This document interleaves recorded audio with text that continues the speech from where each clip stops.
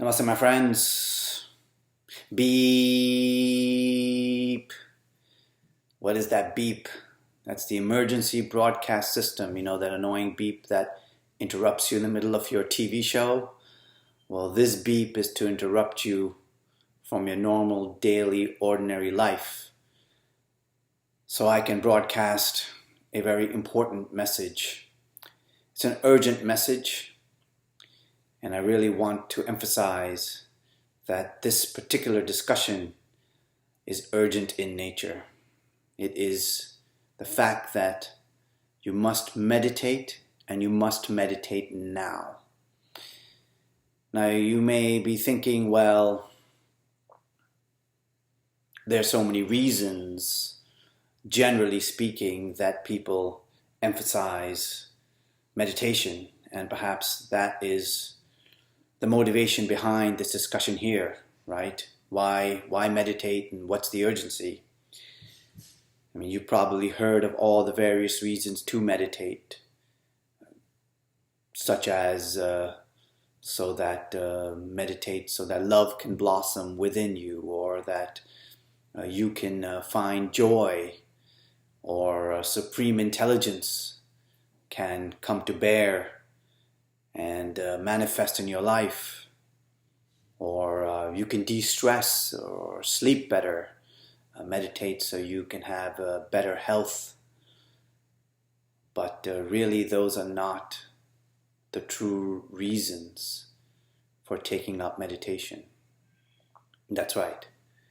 Enlightenment, so you can attain nirvana, or you can attain moksha, attain enlightenment, oneness, merge with divine consciousness. Even that is not the reason to begin and practice meditation. So what is the reason to meditate, and why the urgency? To understand that, you have to understand one fact very, very clearly. And that fact is that your mind is not your mind. You must understand this very clearly, and that will then elucidate for you why you need to meditate and the urgency behind it. Your mind that you have inherited, and the way it now currently functions, is the human mind. It is not your personal mind. It is human consciousness.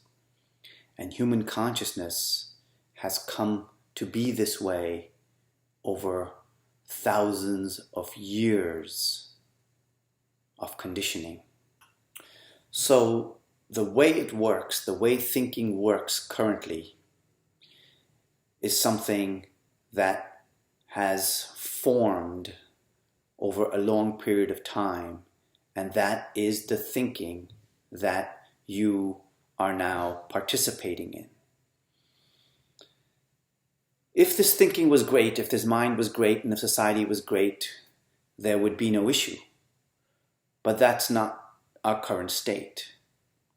This particular mind essentially has been oriented, and the pattern that it currently follows is one of self-centered interest, self-protection, and constant seeking. This constant seeking that is underway, and this constant emphasis on the self, has created a behavior and a society that is now entrenched with the consequences of that, such as conflict, greed, ambition, envy, and endless conflict and strife. So this particular pattern, this particular way of thinking, is not yours and it's not mine. It is ours. And as society continues down this path and continues to behave in this way, it continues to contribute to this particular pattern. So the pattern strengthens further. And the mind as it is continues to become more and more self-oriented, more and more greedy, more and more immersed in selfish thought. And our lives become the consequence of that particular way of living and thinking. So, where does meditation fit into all this? Meditation is the activity or the action of applying awareness to this particular pattern of thinking and to search and investigate what is the truth. This particular activity of searching, of investigating, of observing is the one activity that is the nemesis to the pattern of seeking and self-oriented thinking. It is the one activity that diminishes or counteracts this particular pattern.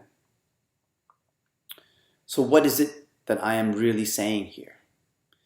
What I'm saying is that this mind, the human mind that we have all inherited, is not separate to each of us. It is a common mind. It is human consciousness.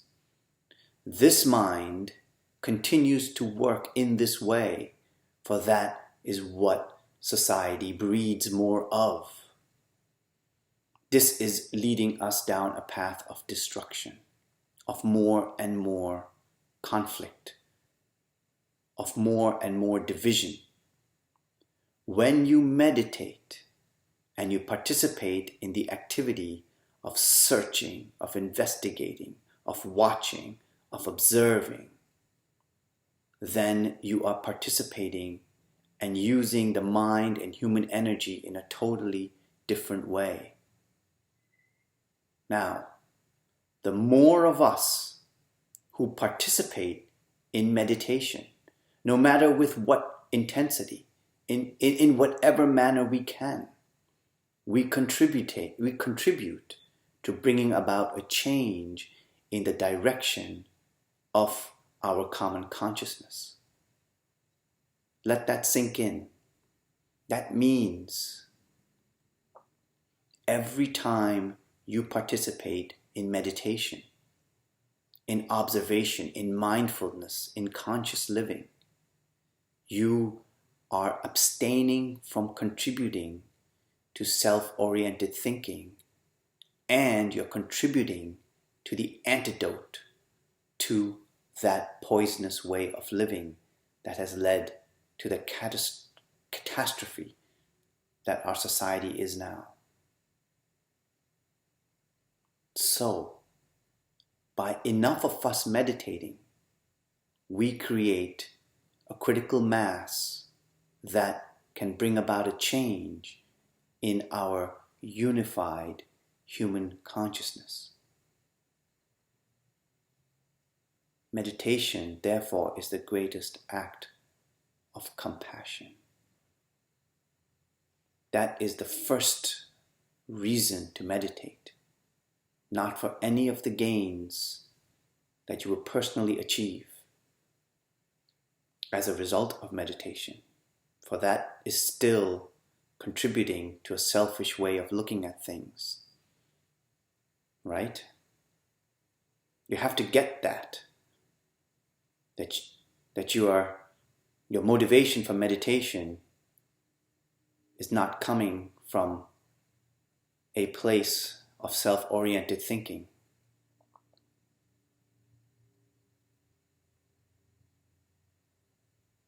Now, you will attain the benefits, just as if you go to the gym and you exercise, you attain the benefits of stamina, fitness, flexibility, energy, and health. When you participate in meditation, and you open up to that dimension, you will have greater love, greater joy, less sorrow, better health, less stress, better sleep, what have you. Those are all benefits that meditation bestows. But the real reason to meditate is to bring about this change in human consciousness. For it is imperative we do so, else we are heading towards annihilation. If we continue down this path of greed, security, endless pleasure, materialism, we are most certainly going to destroy ourselves. There is no doubt about that. There is more and more conflict, more and more self-aggrandization, more and more tribal thinking, more and more division. And it is being bred by the politicians, by the gurus and saints who want to retain power, radicalization. It is being fostered for various selfish reasons. And we must bring about this change. We must transform ourselves so that the human mind transforms, this common human consciousness transforms, and therefore society transforms. It must be done. Your 1 minute of meditation is of great value. Whether you achieve nirvana or not is not the point. The 1 minute of meditation has contributed to counteracting selfish thinking. And like pebbles forming ripples in a lake, we'll all form ripples that will form a tsunami that will bring about the change. So you must apply your energies towards meditation. It is imperative. It must be done. No more procrastination, no more delaying, no more waiting for this or that. Trying to make time.